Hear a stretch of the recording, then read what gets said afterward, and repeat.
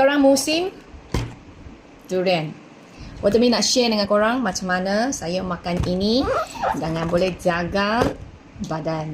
Cepat-cepat like, share, save video ini dulu. Nanti hilang Korang yang suka makan durian, ada dua jenis punya orang. Satu, dia boleh makan je 2-3 ulas sudah puas. Sekejap. Satu macam saya, 2-3 ulas tak boleh. So untuk korang yang boleh makan 2-3 ulas saja, go ahead. Tak payah risau. You just perlu kurangkan you punya makanan nasi hari itu je. So kalau kita makan dah 2-3 ulas, you makan lauk sajalah, nasi jangan makan. Okay, jangan makan nasi untuk satu hari. Sudah beres. Tapi untuk kawan-kawan yang jenis kedua macam saya, tak boleh makan 2-3 ulas saja, mau makan ni ini macam sampai habis.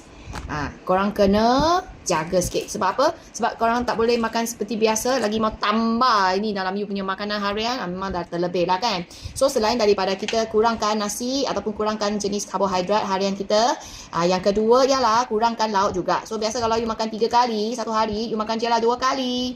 Okay, lepas tu kalau korang memang terlebih sangat makan, satu kotak pun dah habis, tambah lagi satu kotak punya orang, you cut lagi 2-3 hari punya makanan. Jadi macam saya, biasa I makan 3 hari pula 3 kali satu hari. Kalau I dah makan banyak, dah say 2 kotak ni dah, I akan biar 3 hari berturut-turut makan 2 kali sahaja. So I terus cut 1 kali I punya makanan harian dengan kurangkan semua karbohidrat saya, termasuk nasi, mihun, sohun, kuih tiaw, mi lah, semua mi, roti itu, semua kek-kek semua pun tak boleh makan. Sebab itu semua ialah karbohidrat juga.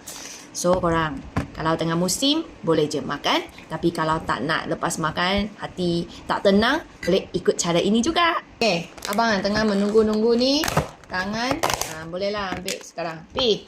Nanti saya baru makan.